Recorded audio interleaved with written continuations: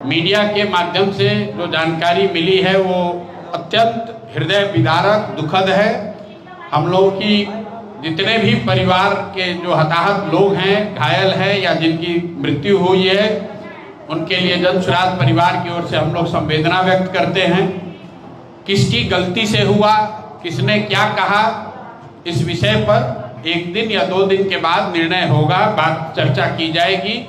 जहां तक सरकार और स्वास्थ्य मंत्री की बात है तो ये कोई पहली ऐसी घटना नहीं है।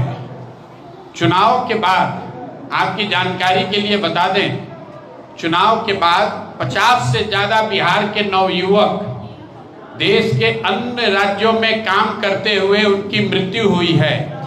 उस पर सरकार ने कोई टीका टिप्पणी नहीं की। नीट की छात्रा के साथ रेप और मर्डर हुआ, उस पर भी सरकार ने टीका टिप्पणी नहीं की। अभी 5-10 दिन पहले बेगूसराय के एक परिवार के साथ मध्य रात्रि में पिता के सामने बच्ची को घर से खींचा गया, उस पर भी आपने सरकार की कोई टीका टिप्पणी नहीं सुनी।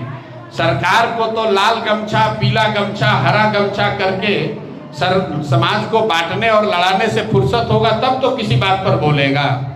तो आप अगर ये कह रहे हैं कि मुजफ्फरपुर की घटना पर सरकार ने नहीं बोला है, तो आप मुझे दिखा दीजिए कि पलायन पर इन्होंने कब बोला है। चुनाव जीतने के बाद तो अब इनको हरा गमछा, लाल गमछा दिख रहा है। अपने घर की लड़ाई लड़ रहे हैं कि किसका बंगला बड़ा होना चाहिए, किसका छोटा होना चाहिए, किसको कौन मंत्रालय होना चाहिए। अब अरवा उसना चावल का भी बात नहीं हो रहा है, पेट्रोल डीजल के दाम की बात नहीं हो रही है, सिलेंडर की किल्लत की बात नहीं हो रही है। अभी रोपनी शुरू होगा, गांव में खाद नहीं मिलने वाला है, उस पर चर्चा नहीं होगी क्योंकि आपको वोट आपसे ले लिया गया। अब 5 वर्ष कोई आपकी बात नहीं करने वाला है। 5 वर्ष अब उनके अपने हितों की बात होगी, उनके बच्चों के हितों की बात होगी। बिहार के बच्चे तो मजदूरी कर रहे थे, अभी भी कर रहे हैं।